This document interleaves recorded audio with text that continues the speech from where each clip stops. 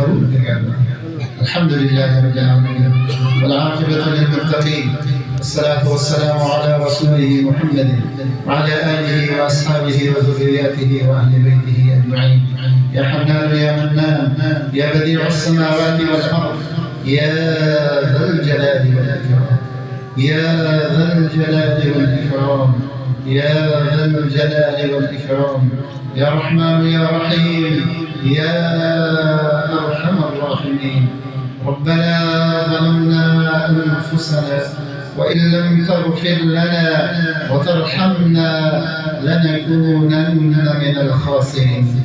بارداها امروز در این مجلس نورانی و مجلس قرآنی همه ما حضور یافته‌ایم و دستهای خود را عاجزانه با گردن کج به پیشگاه تو بلند کردیم. پروردگارا، دانسته و یا نادانسته گناهانی از ما سر زده است.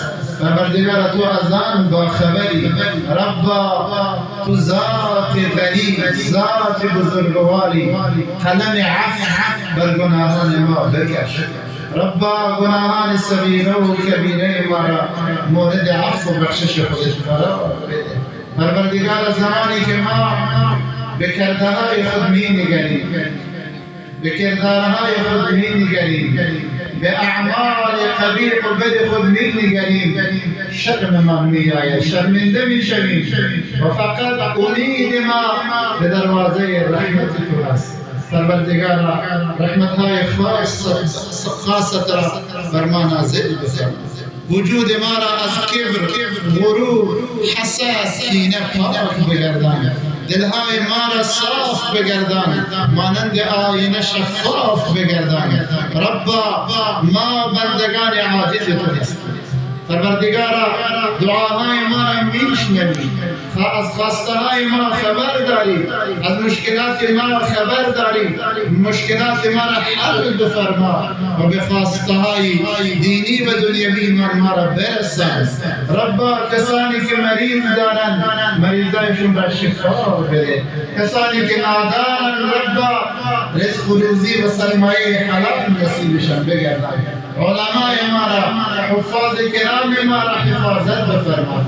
مسئولین نظام ما را پروردگار حفاظت بفرما. خدماتی که برای این ملت انجام دادند پروردگار به بارگاه خودت بپذیر و قبول بفرما.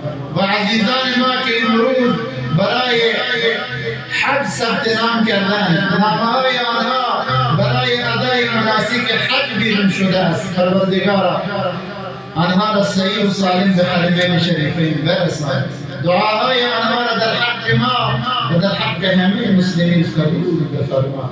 ربا، بر برادران ما در غزه رحمتهای خاص نازل بفرما.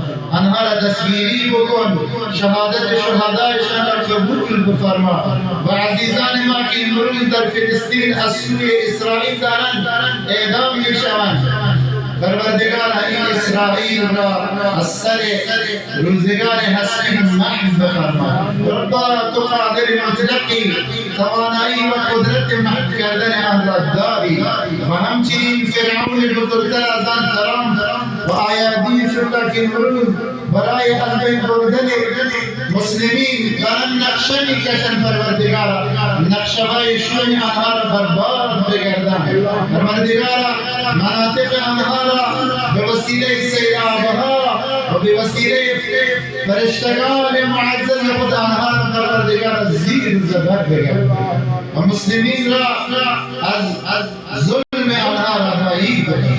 ملت ایران را پروردگار حفاظت بفرما. آنهایی که شهید شدند شهادت آنها را قبول بفرما. مسلمین را متفق و متفق بگردان. امنیتی که امروز نصیب من کردی در این سرزمین، این امنیت را همیشگی بگردان. ملت غمزده و ملت مجاهد پرور و غیور ما را حفاظت بفرما.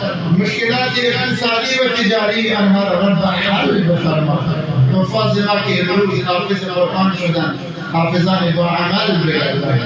حافظان با عمل بگردانید، خانواده‌های ما را قرآن خوان بگردانید، نماز خوان بگردانید، جوانان ما را مصلح بگردانید، اولادهای ما را فرمان بردار بگردانید.